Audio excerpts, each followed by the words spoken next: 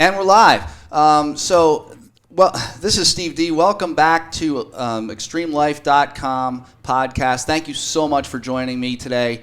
I have a great podcast, great guests today in line. I have Andrea Delucia and Jessica Green, who have been working in the field of addictions for quite some time now, both of them.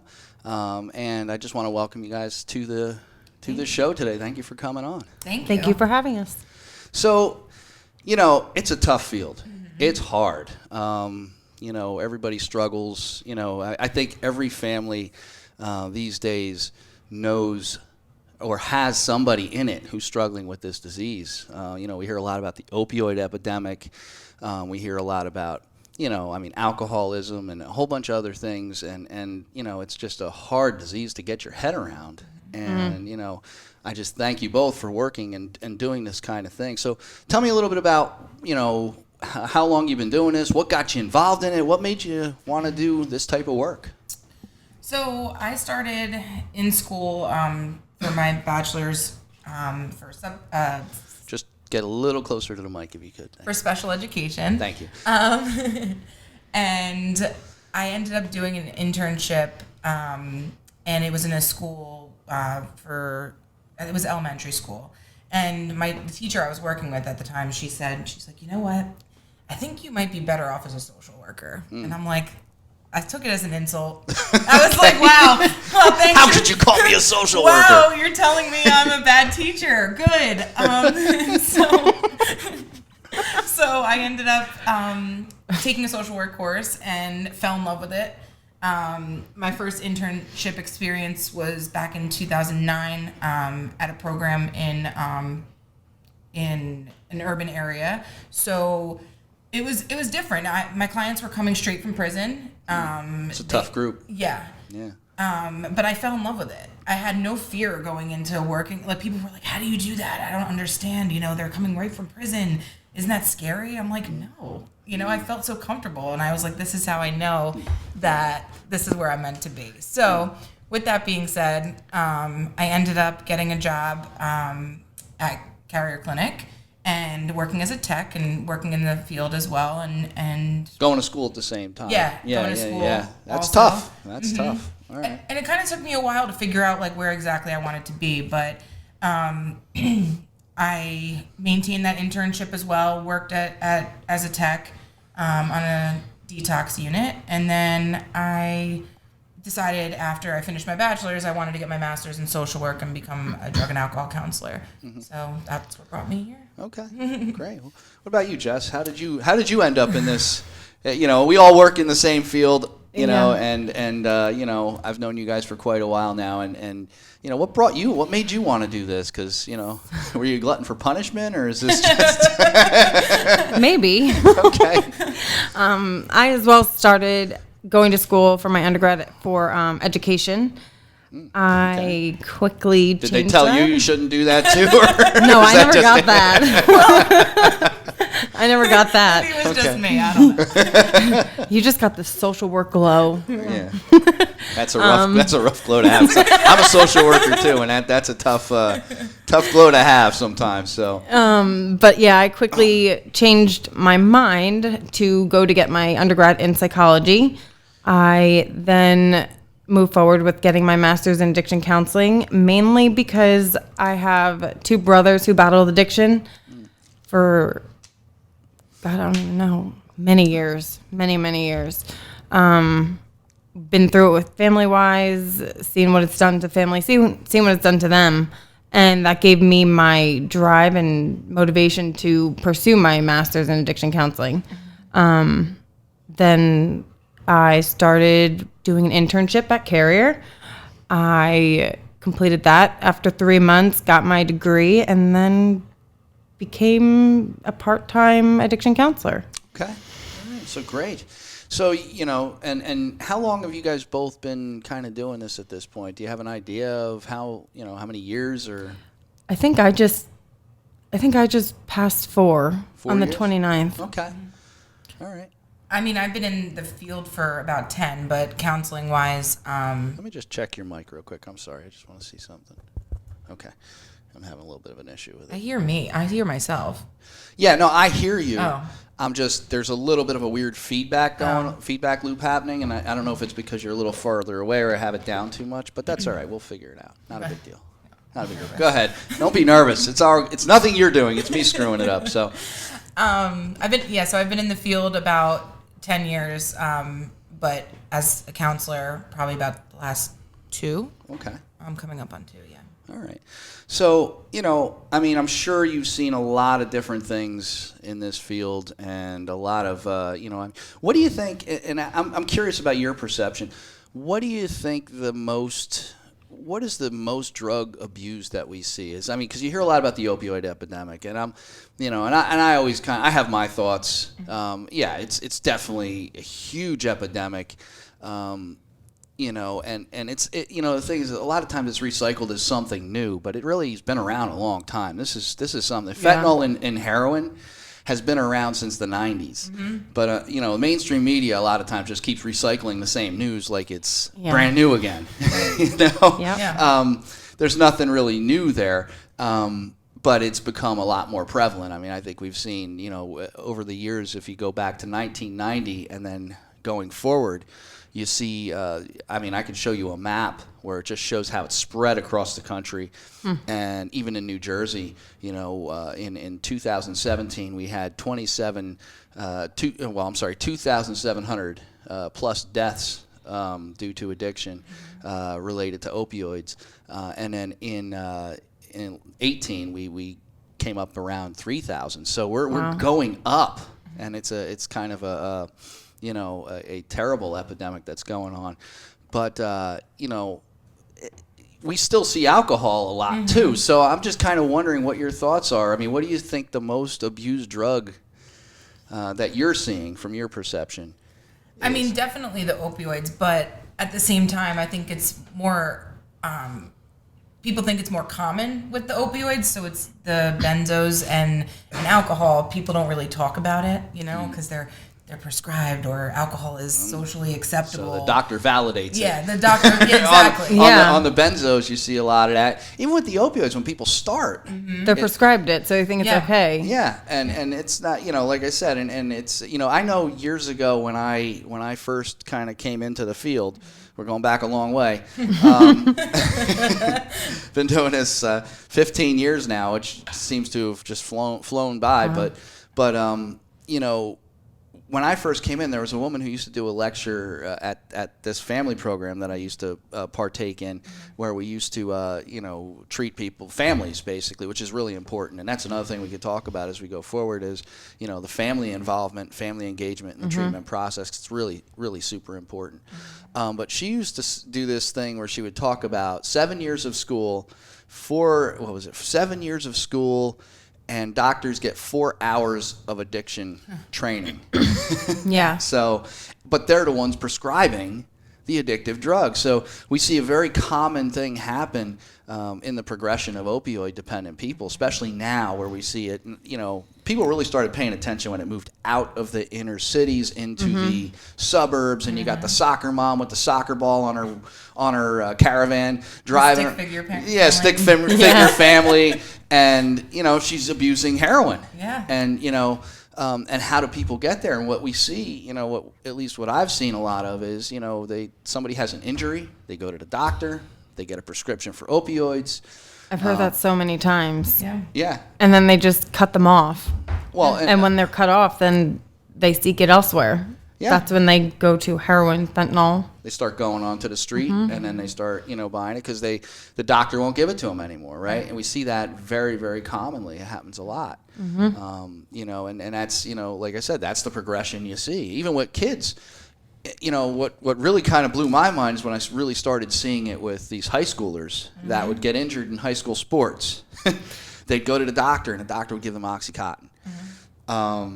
And then basically, they would take that for a while, and then they would start to, they would come off of it. But the doctor gave it to them for a long enough period of time. Now they became physically dependent on it. Right. And the doctor just says, no, you're not getting any more. Well, they got friends. They got people that, I think every high schooler at this point could probably tell me a story about someone they know that's hooked on dope. Yeah. I even remember when I was in high school, it was, about 11 years ago, and it was like not really talked about, but it was very, there were a lot of people, using when I was in high school, and I was like, heroin? People are using heroin? Like that's wild. Crazy, right? That's wild. Like, no way. And I mean, granted, I grew up in a suburban area, and like it was the same thing. It's unfortunate that, it has to negatively affect, a suburban area for people to start to, really pay attention to it. Mm-hmm. And I mean, I've lost friends in high school, from it. A lot of people, and more recently now, people I went to high school with, people I grew up with. It's really. It's terrible. Yeah. Well, and I make this no secret. I got sober, quite a long time ago. And I'm coming up actually on 19 years, which is crazy. God bless. Wow. Crazy, awesome. Crazy amount of time. If someone would have told you years ago, there were people that were taking bets when I was out there ripping and running. People were betting on how long I was going to last, someone told me when I first got into recovery, this is going back, but said, you know what, if you're going to stay in recovery, get a nice suit. Mm-hmm. Meaning that, a lot of people are not going to make it. And that's a shame. It's terrible. One of the worst things, we have in our job is when we get, to hear about somebody who is no longer with us, we did the best we could, and maybe that person did too, but just some reason just didn't get it, and had to go, went out and didn't make it back, and that's why, a lot of times we try to talk people out of leaving because we've seen that story before. I've seen your story before. I've told patients that I've seen your story before. Exactly. Yeah. Exactly. You're going to walk out of here, you have the right to leave treatment if you want to. I know that, and a lot of times when they leave, they'll say, oh, I got this going on, I got to go back to work, I got this. But really, a lot of times, the real deal is they want to get high. The drugs are calling them. Yeah. They're not done. They're for some reason, and we try really hard to change that mindset. Yeah. But sometimes you can't. And when you can't, and it breaks your heart when somebody leaves and then just doesn't make it, you read about them in the paper. And I share this story a lot, because someone said, if you get that much negativity in your job sometimes, because there's a lot. And that's why I always kind of preach to everybody, take care of yourself. Make sure you're doing stuff for yourself. Yeah. You got to walk away at times and take care of you. Because if your house isn't clean, you can't help somebody else, right? Exactly. Yeah. It's really important. And what I generally try to put out there is just make sure you got your stuff together, because you're dealing with a lot of negativity sometimes, But someone asked me, how do you keep doing that every day? How do you go in every day? And a lot of times our patients could be difficult too, right? No, they're never difficult, right? No. Always easy. There are days I've walked in and been called every name but mine. Yeah. But it's part of it. It's not personal. I always say it's not personal. But someone said, how do you keep doing that day after day after day? And I said, I get a Christmas card every year for about 10 years now from a guy who came in that I treated a few times in the past before he finally got sober. But it's from his family. It's from his wife, actually, I think, sends it out. And he was severely diabetic, severe alcoholic. The last time he came in, I didn't even know if he was going to make it through withdrawal. I mean, he was bad. Wow. He was yellow. He had, all the telltale signs of somebody who, if he don't stop, will be dead very soon. Mm-hmm. And we were able to intervene and keep this, and give him enough so that he can get himself sober. Right. We gave him the tools and everything he needed, and we worked with him. And every year around Christmas time, I get one of those corny cards, corny cards with everybody wearing the same clothes. Sweater. Yeah, the dog has a sweater too. Same clothes. And, and that's why right there. That's why it's for that person and people like that, we're able to save and help and give them the tools they need. Well, they save themselves. Right. I always kind of put that out there. We don't save people. Exactly.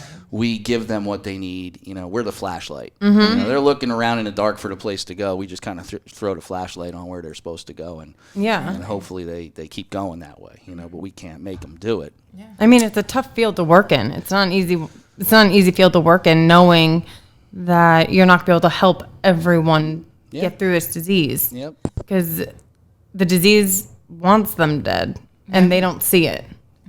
Or they think they're unique. They think for some it's reason. not going to happen. They think for some reason that they're going to be the one outlier, the one person that's going to, be able to do this on their own. And I always, one thing I kind of throw at them is, you may be right. Mm-hmm. You may be. Mm-hmm. What if you're wrong? Right.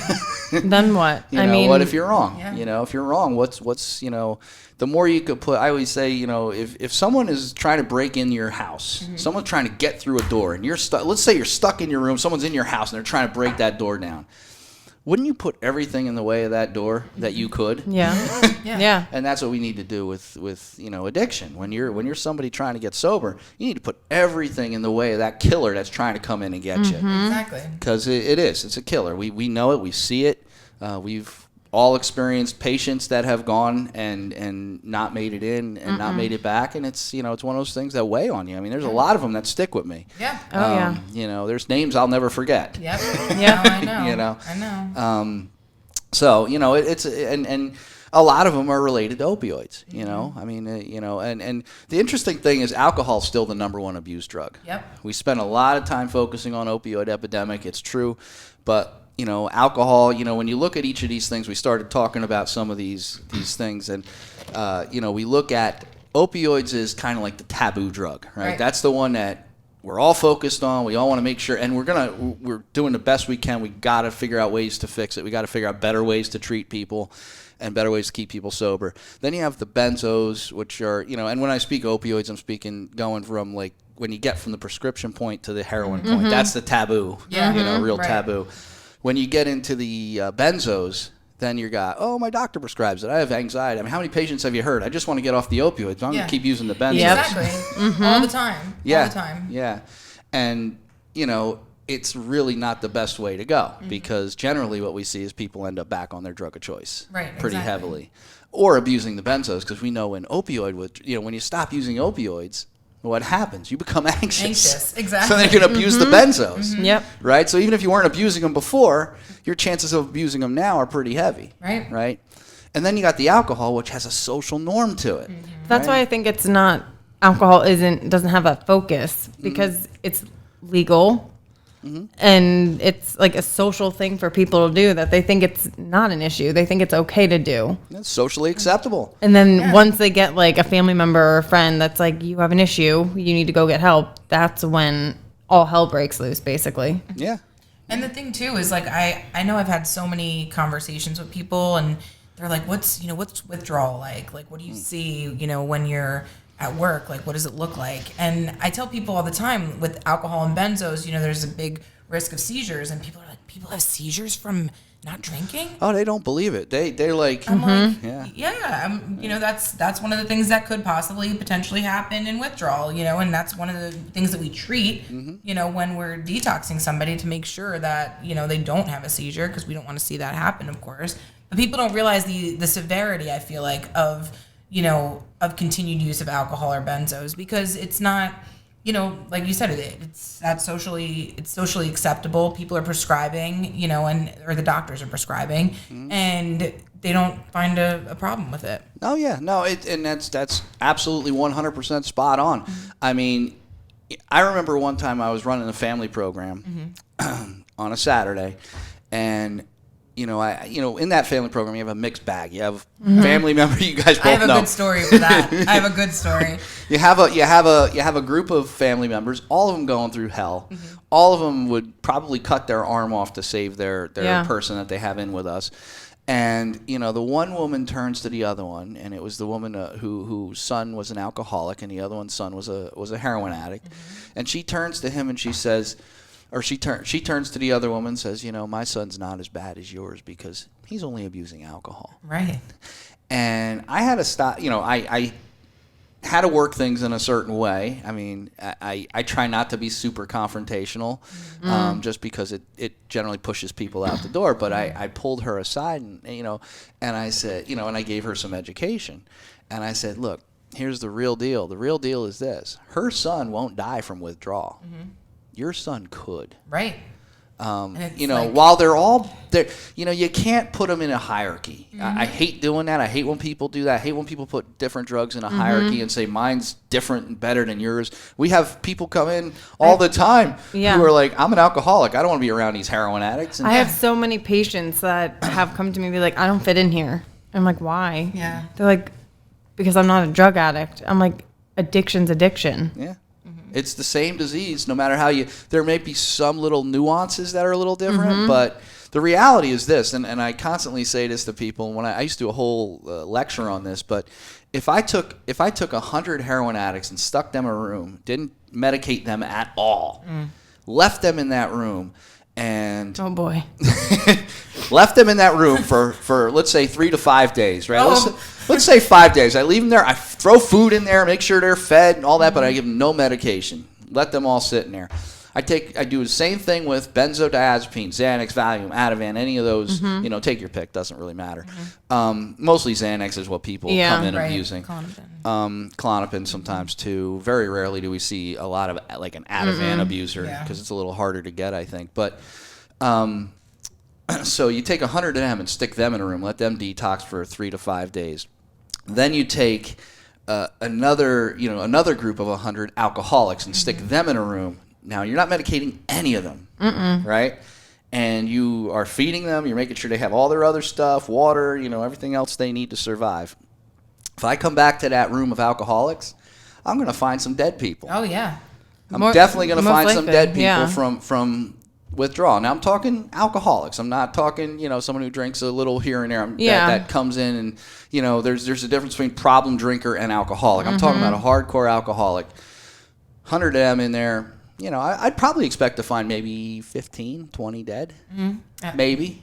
I wouldn't say at least, but I'd say maybe. Because you can't really be 100% sure because they're all different. Their body's going to process a little different, but the risks are seizures, heart attack, all kinds of different, our blood pressure's going to go up, stroke, all kinds of things can happen, right? Benzos, probably around the same, maybe even a little more, which is strange, right? So benzos, risk of death in withdrawal as well. I come back to that room of heroin addicts, not one of them are going to be dead. Yeah, they might have killed each other because they're in so much pain, but they're definitely not going to be dead from withdrawal. Exactly. Right? Yeah. So not one of them will die from withdrawal. Their risk is dying from overdose, which is a lot more likely it's a lot more likely to die from an opioid overdose than it is to die from an alcohol overdose or a benzo overdose. Benzo overdose would be really hard. You really can't. You can, but it takes a lot of work. Right. You probably pass out way before you get to that point. But opioids, because of the way it shuts down your respiratory system, it sedates everything, knocks everything down. Your body just stops. The part of the brain that tells your body, and the autonomic nervous system tells your body to breathe, shuts down. It sedates it. So you basically stop breathing, and then you just start shutting down everything else because your body's trying to reserve, whatever it can. So, and that's a big piece of education for people. They don't understand that. And, like I said earlier when we started talking, is going into the family component, a lot of them don't know anything about addiction when they come to us because why would you? Right. People don't learn about this unless they have a reason to learn about it. Yeah, I mean, I remember when the first time I ever ran the family program by myself, I had a parent who was very, very angry. And he kept saying, "Where's the piece of paper that says how my son can get better?" And I'm like, "What do you mean?" One of the directions. What do you mean? What do you mean the piece of paper? He said, "I need a list. I need you to make me a list of all the things that I can do, that he can do, that's going to cure him." And I said, if that list existed, and then a couple of other family members who have had experience, in the family program and in learning about addiction as well, they were like, that doesn't exist. It's not, she wouldn't have a job if that existed. Yeah. Every person's different. And a lot of, what I find is that families that don't understand it, it's hard for them to want to understand it too, because they've been so hurt and so, impacted by addiction that they don't even want, let them figure it out for themselves. But they also don't want to face it. They don't want to face it. They're in denial, all these things. But I mean, until they get the education piece, then it's just going to be, that stigma is going to continue. Yeah. Yeah. No, it's absolutely correct. I mean, the families often are they come in a certain, we talk about the addict needing to hit a certain place before they start to want to get better. Right. Well, the families have that too. Right. Families have to, the addict has to hit a bottom. Well, so does the family. Yeah. Exactly. And that bottom could be a whole bunch of different things. But it has to be to that point where you're finally like, okay, I need to listen to some other people who may know this a little more than I do, and follow what other people tell me and get support. Right. That's one of the things I tell people all the time. With support, we see the most recovery with a lot of support. You can't do it alone. Social support. Yeah. And we hear like AA, NA, and those are the main support systems, and they're great. And we send people there all the time. We say, go to AA, NA, but I also have people say, I can't go there. I don't like it. I've tried it. I don't like it. And, old school therapy be like, well, you're not going to make it then. Right.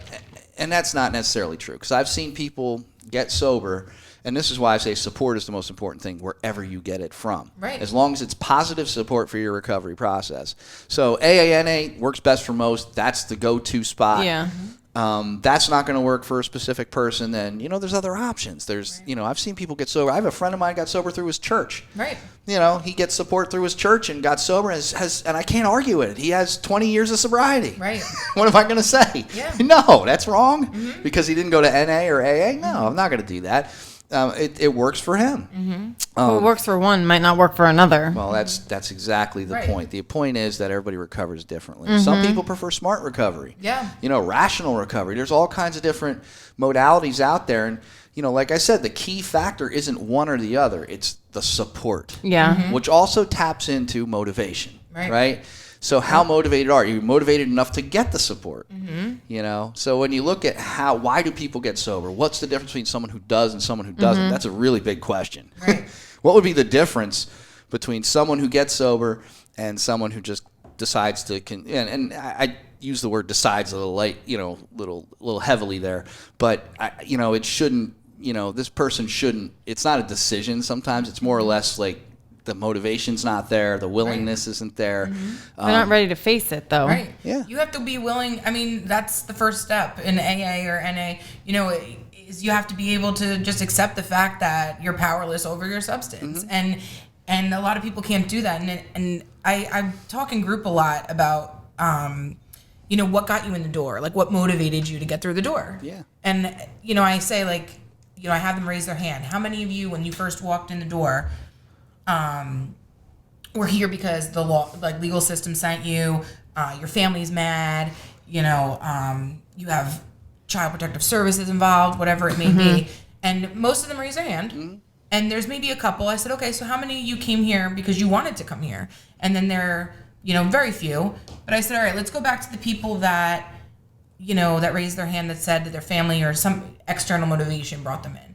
I said, how many of you now, being in treatment, feel that your motivation has switched and now you want it for you and your family's kind of just there as your support. And most of the time their motivation changes within treatment. Yeah. So that's the beauty of our jobs too, is kind of, even with motivational interviewing. I knew we were going to go there at some point, right? Because we either you were going to take us there or me, but yeah. But, with that... I kind of feel like that was a preemptive strike, but okay, go ahead.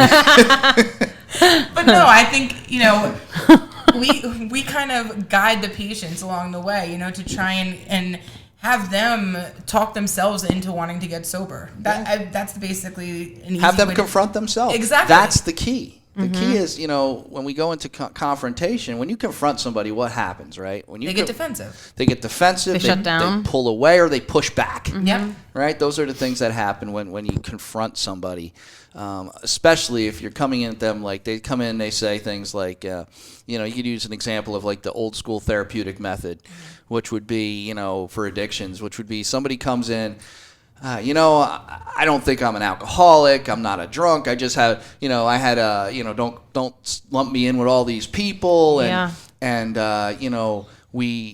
not going to change anything. I don't think I need to. I just got in trouble at work. Right. That might be it. Or I just got a DUI or, and just to put this out there, just because someone gets a DUI, don't mean they're an alcoholic. There's a whole lot of other stuff there. Yeah. I've met a lot of people who had one too many at a Christmas party or something, got a DUI on the way home, and then stopped doing what they're doing. So it gets you into that whole point is, An alcoholic would be somebody who, or an addict is somebody who's experiencing consequences but still doesn't change anything, keeps going. And, you get these, people in that come in and they have that, what we used to call resistance. Now we call it a discordant patient, or somebody who, who has, who is experiencing discord is what we put out there at this point. But, you have somebody who comes in and they're pushing against the whole process, right? Right. Old school therapy would be, well, you're not ready. Now think about that. You're not ready. Come back when you're ready. We'll be here. Come back when you're ready to make a change. So it worked under the assumption of, you have somebody who you're expecting them to already have all the ducks in a row when they walk into your office. Right. That's not the case. And that's not going to happen. Nope. They don't. The ducks are way out of line. They're not. They're coming in. They got all kinds of fragmented thoughts going on. Right. So you have them come in. And they throw all that stuff at you, and you already pushed them out the door, and it's happened over and over and over again. Or they take the other process and say, what do you mean you don't have a problem? Here's why you have a problem. And the therapist would sit there and explain to them why they have a problem. And then what does that do? It's the same thing. Yeah, pushes them out the door. You might as well just throw them out from the get-go. Yeah. We don't do it that way. It's not what somebody comes in with, it's what they leave with. Right. It's what they leave with, and I think that's what you were getting at. Exactly. If someone comes in now and they say all that stuff, I say, okay, well, I'm not going to tell you you aren't. You're here, I'm here. Some people think I'm a decent therapist. Why don't we talk a little bit? Find out what we want to, we could work on something. You got to be here, right? So we start there, and you circle around, and eventually you give them the autonomy of choice, right? Remember, we're working with them with their goals. Right. You're working for that person. Yeah. And you take that, instead of working on the deficit model when we're saying you got all this stuff going wrong in your life, this is why you need to be here, which is the deficit model. You don't work from the deficit model in motivational interviewing or using that technique. You work from a model of, okay, let's talk about whatever you want to talk about, and we'll see where we end up. Yeah. And you set goals, and it becomes MI when you actually have a goal that they set that you are starting to work towards. Exactly. And that's like I feel like that's my approach too. I'm not very super clinical, and but I'd rather it be more of like a conversation, as long as it's directed. Exactly. And it's not so much like this is what you need to do. Like, I'm not, if you, I don't know how to describe it, but if you would treat them like they are a human being and a person, and not yes, they're your client, of course, but if you build a rapport, that's the most important part of, a client-patient relationship. Absolutely. A client-therapist relationship. And I'm agreeing with you. Because, client-patient, I never know which one we're allowed to say anymore. Consumer, actually, I think it is now. Consumer, okay. It's all semantical. But, it is. It's, I think the best therapists are the ones that can be clinical but not clinical at the same time. Yeah. Well, you have to know your boundaries. Yeah. Is a thing. It's like once you have your boundaries, then you set them with your clients, patients, whatever you want to call them at the time. Whatever. People. Let's just call them people. Yes. You have to people experiencing addiction. That's what we're going to call them. That's perfect. Yes. They want to just sit down and have a conversation. Yeah. They don't want to sit down with someone and be like, well, what brought you in? Yeah. They want to feel like they're having just a regular conversation with someone they feel comfortable with. And rapport is a huge thing. Oh yeah. You're going to spend 80% of your time building rapport. Yeah. Oh yeah. Especially in the very beginning. Well, they're not going to trust you. Like, we can't expect someone to come in and trust us right off the bat. No. Would you? Think about that, would you? You walk into somebody's office, right, and you sit there, and they're in a clinical office. Now, think about this, especially in a lot of the cases where we're working is, I'm not usually working, anywhere where it doesn't look like a clinical office, right? So I have to try to overcome that obstacle right off the bat, right? So the last thing somebody wants to do is sit there and have somebody go, yeah, tell me about this. Tell me about, you want to sit down and have a natural conversation, but keep it on a clinical basis, right? So that's kind of where you want it to. The more natural the conversation goes, the better it's going to be. And when you do, because we do have to do paperwork, we have a lot of stuff we have to do. We have to do assessment stuff, and it's some of it like I said, and I'm always working on how do I do this assessment, and I don't do enough of them these days to really get into that as much as I'd like to, but I'm always start. I know you guys want. I've always tried to come up with, okay, how can I do this assessment and ask the questions in a way where it doesn't seem like I'm just asking a whole bunch of questions. Right. Because guess what happens in a client's mind, and this is my biggest problem with just the question assessment process.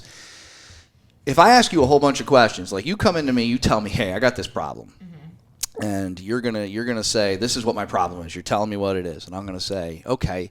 And I'm going to ask you a whole bunch of questions, right? I'm going to throw all these questions at you. You'll say I throw 35 questions at you about the problem. Mm-hmm. What are your expectations when I'm done? To answer or come up with a solution. Yeah. I'm going to tell you how to solve your problem. Your expectation that's now what they think. is for me to figure out how to solve your problem for you. Mm-hmm. And that's not what therapy is. That's not what it is. I mean, you have to be able to figure out, the best cases of people staying sober are the ones who the person kind of guides them in directions and allows them to solve this stuff for themselves and kind of weaves in and out of it. Yeah, they figure it out for themselves instead of the therapist saying, this is what you need to do. Mm-hmm. Do it and you'll be good. Yeah. Because we don't even know what to do. We don't know exactly. Well, do you know how to solve everybody's problems? No. You don't have the answer, right? Nope. I don't have the answer. I wish. I wish. If I did, I would. I did a talk the other day with somebody about medications and medication-assisted recovery now. It's not called medication-assisted treatment anymore. We're trying to take that away as far as a stigma process, but now it's medication-assisted recovery. And I think it's a good thing because, a lot of times people would be on medications for whatever it is they need help with for whatever addiction that they're experiencing. They'd go to an AA meeting or an NA meeting and be kind of ostracized for being on some kind of medication. Yeah. Well, it is an abstinence-based program. Well, it is. It is. But to some people, that is being clean. Right. However, and that's the cleanest they've been in their entire life. So, it's important that we make some of these changes, right? Yeah. So we're basically focusing more on how do we spin some of this stuff to be more positive, because it is, this is something that's very helpful. Medication has come a long way, but the conversation was medication as opposed to therapy, and I said, well, it's not as opposed to. Yeah, it's a collaboration. Yeah, and this was a conversation with a person who's very educated in this, but for some reason was very stuck on that one versus the other. And I basically said there is no one versus the other. Medication alone doesn't work. Right. By itself for anything, whether it's depression, whether it's anything. It doesn't. Matter of fact, most depression medications, and I won't say most, but a lot of them are meant to work in a short term. Mm-hmm. Right? You take certain antidepressant medications, they work for a while and then they don't. Yeah. We've seen that a lot. Yeah. So it's important, and no medication in the world, if someone has legal problems going on, someone has family stress, there's no medication in the world's going to fix that. Exactly. Medication isn't the cure. No, it's like a crutch to the cure. Someone said, I don't want to use a crutch. I said, if you had a broken leg, would you use a crutch? Exactly. And they said yes. So I was like, okay, so let's look at it kind of in a different way. A lot of times how you perceive what's going on, right? So if you have to use a crutch for a while, use it. Yeah. Use it. But also take the rest of it, right? You don't take half your medication. You take the full thing. And when you prescribe medication, you should also prescribe therapy. Yeah. Because someone, there's, a person needs to be able to talk their way through a lot of their problems. And they have a lot of their own answers, but you got to have somebody help you guide them to it. Right. Which comes back to kind of like where we started, I think, with the MI and the confrontation piece is, I talked about the therapist and how he used to push people out the door.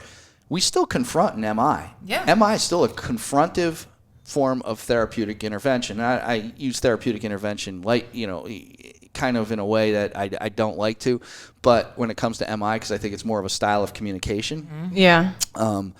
But you actually utilize reflections and utilize different kinds of skills to have the patient confront themselves. Right. Which is the most important thing. They change their own mind. Yeah. And it's not a way of tricking anybody. It's just a way of getting them to get as much information out of themselves as possible so that they can make a better informed decision based on what they're coming up with. They basically sometimes become very uncomfortable with their own way of thinking, so they try to seek out a different way of thinking, right? Yeah. Which is what you want. And it's always respectful. It's always with permission. Right. And, that's the beauty. That's why I fell in love with MI a long time ago, and kind of, you guys both know that that's my soapbox. I spent a lot of time on the MI soapbox because I just value it. Oh, absolutely, because it works. It's a style of communication as well, but it does work.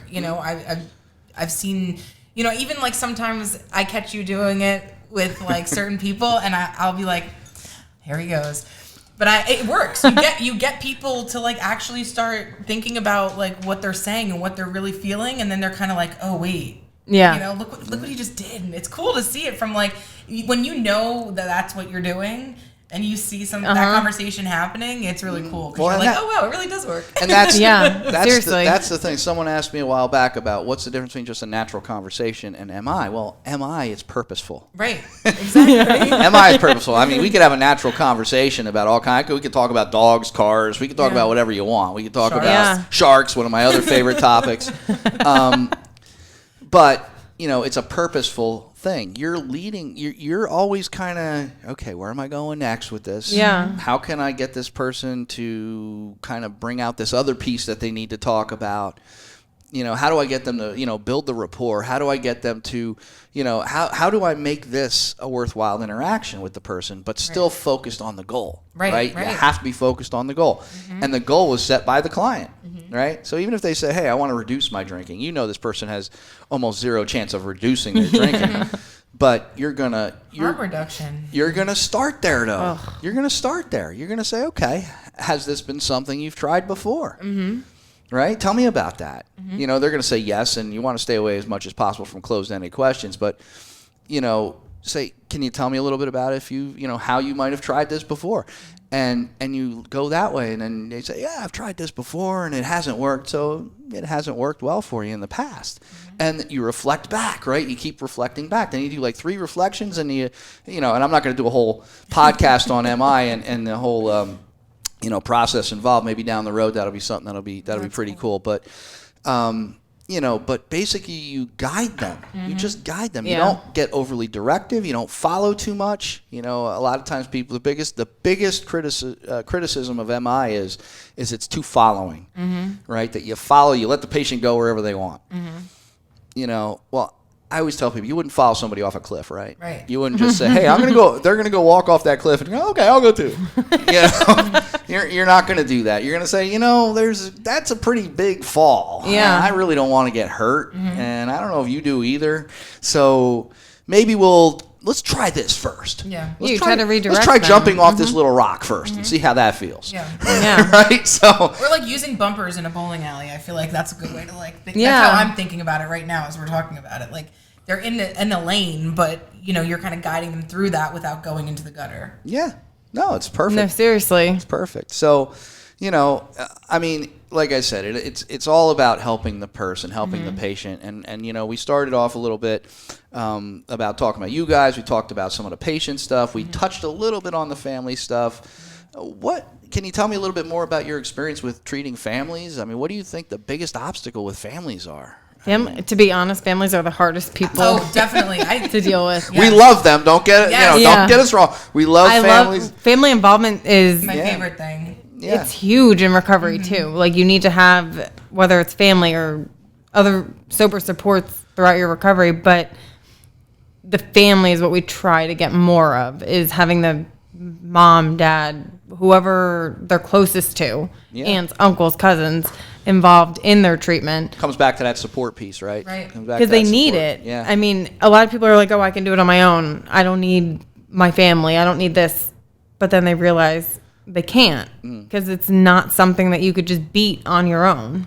So, one of the biggest obstacles I know we face is a client comes into treatment. I don't want to sign a release, because we have to have a release to talk to families. A lot of people don't realize that 100%. I can't tell you how many conversations I've had with family members that have said to me, I want to know what's going on with my son. I know they're there. I dropped them off. I dropped them off. Yeah. And I have to tell them, look, I'm sorry, I can neither confirm nor deny anything right now, whether he's here or not or anything. And it's one of the hardest things I have to do. agree. And Yeah. families get very upset. But those rules are in place, those laws are in place to protect people from coming in, because protect people so that they will come in. Because I'll tell you what, nobody wants their stuff broadcast, right? Therapy's a sacred place, right? Yeah. Probably one of the most sacred places, because Yeah. you're supposed to have that ultimate trust there.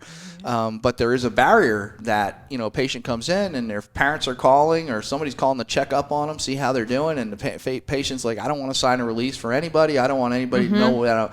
I don't want them involved at all. How do we work with that? That's hard. So I'm throwing you out there because it's a hard. That's a big dilemma. it is hard, and a lot lately. I mean, I feel like there's a lot more younger not wanting family involvement because they feel like their parents are going to dictate their treatment, and They're going to control it. Husbands, wives, and too. they can, and the families don't understand that it's up to the individual. They have to do what they have to do for the recovery. They need room. They need room to recover too. Yeah, you no can't one lock somebody can up and force expect them them or to tell recover. them you have to do this, you have to do that, and then you're in recovery. Like Right. their parents, their loved ones, spouses, they cannot control what they do in their recovery. Like I've had a lot of family members tell me, well, they need to do this in order to be sober and clean. I'm like, that's not necessarily the case. Like they have to do what's best for them. I always spin it on the family too. Like when we do have releases and stuff to talk to them, but I'm always like, well, what are you doing for you? Yeah. What are you doing for That's- you? You know, like what is it that you're doing to help yourself? Because yes, it's a family disease, and they're here doing what they're supposed to be doing, and they, so what are you doing to heal? Because they're here healing. Or if you're not healing, then they're going to go back to that same environment, and it's just going to be that constant cycle. Yep. So I always ask that question: what are you doing for you? And every time it trips the family up. One of the best ways I used to like to lead with that would be, how are you doing today? Yeah. I would say that, right? Just to kind of gauge how codependent they might be. Right. Because remember, this is a disease of the family system, right? Yeah. It's not just the addict who's having problems, right? The family, if someone's been going through this for a while, the family is probably just as sick or sicker in some ways than the client is. And some people get really upset when I say that, but it is what it is. But That's it's the truth. That's just what I see. So the dilemma comes into, how do we get the family involved, right? How do we get them really in as part of the process, especially when they need the help so much too, right? Because you don't want to take the patient out of treatment where they've done really well, put them back into a bad system. Yeah. Where they're going to, and the family's trying to be supportive. They want to help, but they don't know how to. Yeah. And that's the point. I mean, that's why, we do a lot of family education. We have a whole weekend program that we do family education on, different things like that. And that's like so important because, the families just, they need to understand what support is and what codependency is, right? So I would say, going back to it, I would say, how are you doing today? And they'd say, well, he's doing great. He sounds awesome. He sounds like he's getting everything. Now, what do you think that tells me? That they're not even doing anything for They're themselves. not focusing. Right. They don't even know what they are in No. separation from their loved one. They're 'cause enmeshed. they're so enmeshed. codependent. Yeah. And the thing is like the behaviors, they want to blame all the behaviors on the addict, but really the families have, even though they're not using a substance, they have the same behavior. Sometimes they are. Well, if they are, then yeah. Because but we've seen family members over time. Let's say your son's a heroin addict going through treatment over and over again. I had one family member who became an alcoholic. Yeah. Because over the situation. I mean, I don't know if it would have happened by itself anyway, but I think it perpetuated it because stress. We used to watch those. I don't know. I used to watch those old westerns when someone would be depressed or something. Be like, I need a drink, and they would have a drink. Well, that happens in real life. Yeah. I mean, people okay, I need something to feel better, and more our society's actually become let's reach for something, rather than try to self-soothe. We've lost a lot of that ability in some ways. I think, especially, generationally, it's kind of we've kind of lost that ability to calm ourselves on our own. And I'm not saying everybody, but I'm saying there's a lot of medication. There's a great book called Saving Normal that's out there. It's about the over-medication of America, which I think is a very big problem today. A lot of doctors now are just, this is your symptom. Here's here's this pill and it will take care of it. Yeah. And Happens all the time. That's not how it works. Happens That's the all the thing. time. When I had my back surgery a couple years ago, I they gave me like a very low dose of a Percocet like after I had my surgery, and I think I took it for like 2 days in the hospital. And I'm getting discharged from the hospital, mind you, right after having a back surgery, and they're going over my prescriptions, everything, and they're like, okay, oxycodone this, and then Oxycontin 30 milligram. And I go, wait a minute. I didn't take that once the entire time I was in the hospital. Why am I getting this? Yeah, why am I getting it now? You know? And they're That's like, what well, they if do. you Yeah. They were like, Well, if you don't take this, or you don't, if you're refusing this medication, you're going to be against medical advice. I said, what does that mean? Like, so my insurance company's not going to pay, like, because I decided I didn't want to take a strong opioid. Like, okay. So I was like, okay, fine, whatever. I took it and I brought it to my pharmacist, and I'm like, I don't want this. Yeah. Like, Well, you can get rid of it. and you have the right to somehow. get rid of it at the pharmacy. But Pharmacy, they're so you quick tell to me. push. Yeah. Well, they want you. Even you guys know I had wrist surgery about a year ago, and I ended up not taking anything for the whole recovery of it, but. As I was walking out, I told him, I said, look, I've been in recovery a long time. I don't take opioids of any kind. He's like, well, I'm just going to write you a prescription anyway for Vicodin. And he did. He wrote me a prescription. And I'm thinking, okay, he's going to give me a couple pills to get me through whatever. Wow. 30 90. pills. Oh. 30 pills. He Oh wrote my this prescription. I didn't, God. of course, I never even filled it because I was like, if it's there, I don't even want to, like I said, chances are, here's what I always tell people. If... Nobody knows where that line is, right? Mm-hmm. When you've been sober for a long time, you don't know where that line is. Is it 1? Is it 10? Is it 100? I don't know where that line is. I don't want to find out. Yeah, Right? no. So maybe I could have took a couple of them, felt a little better for a couple of days. I didn't feel that bad to begin with, but maybe I could have felt a little better for a couple of days. But maybe not. Maybe something else would have happened. What if I'm wrong, right? That's always the question I come up. Whenever I think of something like that, I say, what if I'm wrong? Yeah. So, and at the end of the day, I didn't really need it, which all worked out, So, it's just one of those things where that's kind of where they, when you look at the opioid epidemic, there's 3 main factors that happen to cause this epidemic. Yeah. It's, and it goes all the way back to 1980. It goes back to 1980 with an article written in the New England Journal of Medicine by a guy named Herschel Jick that was based, I think the title was Addiction, what is it? Addiction has some kind of low instance in people who take narcotics. Right. That's not the right title. It's something like that. It's 100 words that changed the whole game, basically. Because what happened was then they took that and they ran with it, right? Pharmaceutical companies started running with that and said, look, even the doctors agree. Yeah. And so then so you have that. You have certain pharmaceutical companies that we're just hearing about in the news now, Yep. again, doing some shady stuff with research and different things, who basically now are being held accountable for that, which is great. Yes. They need to be. They need to be, absolutely. So you have that going on because then they pushed their drugs saying that they were using that article. And just by the way, Dr. Herschel Jick later on, I could actually pull that up, wishes he never wrote Right. that. He's probably kicking himself. Yeah. He I wishes can he never imagine. wrote that because it's been kind of turned around and used in a lot of different ways that probably, to benefit financial gain, right?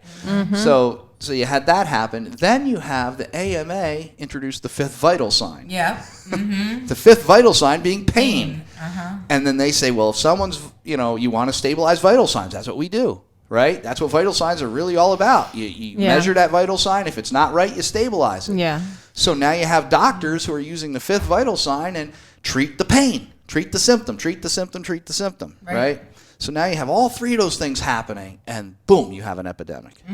But see, the thing with that is there's so many other ways to go about it than just prescribing narcotics. Yeah. There's so many other ways to go about treating the symptom, the pain, whatever the case is. And their go-to is, here's Oxycontin, here's oxycodone, here's Vicodin. And I think we're getting better now. Yeah, Because there's it things that is. are put in place now to kind of monitor it better. There are doctors losing their licenses. I mean, there's a lot of things going on now that wasn't going on years ago, right? And they're happening now, which is great. And, I think doctors have become more educated. It's not that 4 hours of addiction education anymore. There's Yeah. a lot more than that. Yeah. You know, like I said, when I Yeah. first started, that's what it was. You know, so I think we're making progress. I just don't know if we're making it fast enough. And then we also have, you know, we need to find new ways of helping people, Right. which is one of the things I'm very big on is what are some innovations we can use going forward? How can we reframe what we do, reframe how we think, you know, get away from the old school addiction stuff because that don't work. Right. Get into some newer stuff. I mean, don't throw it all away. No, you don't. take bits and pieces. You know, You take what you need out of that, and you develop new ways of doing it. One of the things with pain, we're seeing a lot of like the you know, Western East meets West kind of mashup kind of philosophies going on, right? So you got yoga now, you got acupuncture, you got you know, I mean, there's people doing all kinds of stuff, candling, there's aromatherapy. Yeah. There's all kinds of things, but you know, unfortunately, like I said, we've already gotten into that mindset, especially in the U.S. I mean, in the U.S. especially, that I'm in pain, take a pill. I want it gone, give me a pill. Right. Yeah. Instant Whether gratification. Whether it is physical pain, psychological pain, whatever it is, it's give me something to get this away right now because I don't like it. It's uncomfortable. And, you know, and that's where also our pain threshold has changed over the years too. And we see that a lot with opioid addicts. Yeah. One of the biggest reasons, you know, pain management in opioid addicts is incredibly hard. That's one of the most difficult things to measure. It's one of the most difficult things to really get your head around and help people with because I can't tell you how much pain you're in. Exactly. And you may not really know how much pain you're in because we see something called reverse narcotic effect that happens in opioid addicts where the more narcotics they take, the less they're able to tolerate normal pain. Right? Everybody has a little bit of pain every day. I get up every day. If I wasn't in pain, I'd think I was dead. Right? So, but I mean, I'm an exercise fanatic. I have a lot of stuff going on. But, you know, if I didn't wake up and go, oh, man, my leg hurts or something, you know. Yeah. But I don't take something every day for it. Right. But if I was an opioid addict, that pain would be excruciating because my body's ability to tolerate that normal pain is now gone. So now I have to take something. Right. And that perpetuates the disease. Yeah. And it continues to do that. Right. So, anyway, that's my soapbox on that one. But yeah, I mean, the family component, huge because we know people get sober and family support is super necessary and a big part of their recovery process. We want to make sure people have that family support. So, you know, trying to engage that family in the recovery process and have the whole family in recovery. But doing different things, Right. The thing about not all that- working on the addict getting sober. The thing about that is just like the addict needs to be open and willing to go to treatment, the families need to be open and willing for the support and help. Yeah, and they have to learn that, you know, what I always say is they have to get the education on what support means. Right. Exactly. Right? What is support as opposed to, you know, how am I being supportive? Am I being supportive in a way that's detrimental to the recovery process? Am I being supportive in a way that's positive to the recovery process? Right. You know, and that's where they need the education because they don't know what that is, right? They don't know how to let go. Right. No. They don't know how to let go. And that's what you have to teach them. You'd say, you know, detach with love. You know, it's funny. I had an addict tell me once, you know, my wife finally detached. I said, detach with love? No, she just detached. So that's That's why, you know, even that recommendation or the encouragement of, you know, getting the family to go to Al-Anon, Nar-Anon, things like that in order to be with other families who have been through the exact same thing. And that's the point, right? That's the point. And that's their support. Yeah.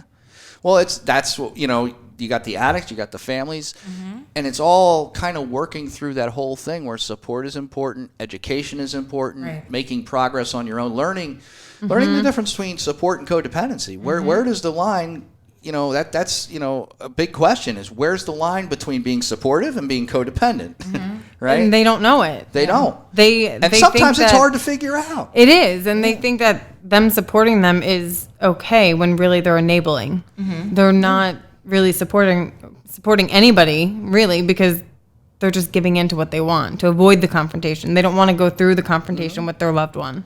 Yeah. Or they're taking it the extreme opposite and they're overly confrontational. and they get out. Yeah. You know, you're not welcome in the house. Like that tough love thing. And there has to sometimes be a that's balance. needed, though. It's needed, but there's also there needs to be that balance. If you're too harsh, it could backfire. Yes, if you're not harsh enough, it's gonna backfire. Well, that's why I say it's very confusing. It's not even clear to us sometimes. Exactly. That's why you have to take it case by case. But we do know that support is needed. Yeah. Right. We do know that support is needed, and we do know that you can't do this by yourself, whether you're a family member or you're a patient. Or a person suffering with the disease of addiction. Support is a big deal. And all the support you can get, you should get. And whether it's from professionals, from people who are just supportive to you, get the information, get the right people involved. Realize that you can't change someone else. I can't, I've been doing this a long time. I have multiple licenses that say, hey, I know what I'm doing when it comes to addiction. I know, but I know this. I can't make you change. Right. I can't force somebody. I can't make you change. I can't do anything like that. What I can do is provide you the guidance to make some decisions for yourself. And then I have to let go of it. I have to say, okay, the ball's yours. Yeah. And you run with it wherever you're going to run to.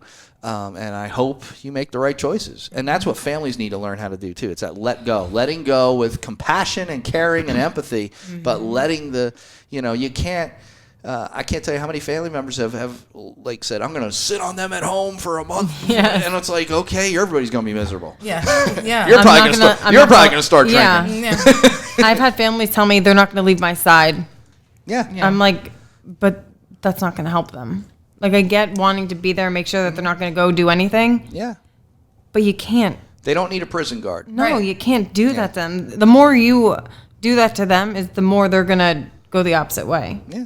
Because they want that freedom. But they have to, the patient also has to understand that in early recovery, you're not going to have that trust back, like, instantly. Yeah.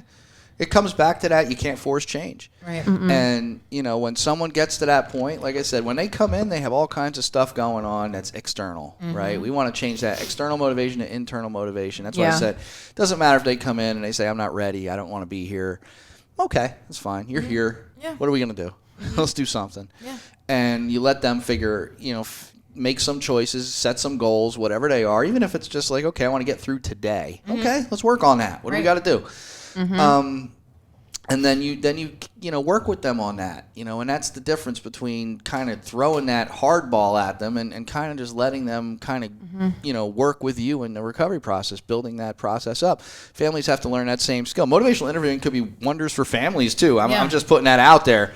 Learning that skill as a family member, and it's not even the skill set, but just the spirit of it. Right. Because there's two things that go on. There's the skill set of MI, where you really kind of get deep into the whole piece, but then there's the spirit, just the overall accurate empathy process. And for anybody who doesn't know, accurate empathy is you want to understand the situation through someone else's perspective, right? You want to understand, how do you see this? What are your ideas for solving this problem? I love that question. That's my favorite question to ask. What are some of your ideas for trying to figure this out? Because they may come up with some great stuff you haven't even thought of. Yeah. Remember, a patient or a family member has been with themselves longer than you. Right. They know the best thing for them. They know themselves better than you ever will. And this is straight from Bill Miller himself. They know themselves better than you ever will, and they have the best perspective on what they're willing to do. Right. So you have to kind of work with that. You can't push somebody into doing stuff they don't want to do. It doesn't work. I don't know. Is there anything else you feel we need to talk about today? Because we're at an hour and 5 minutes. Wow. Went fast, didn't it? Yeah. It did.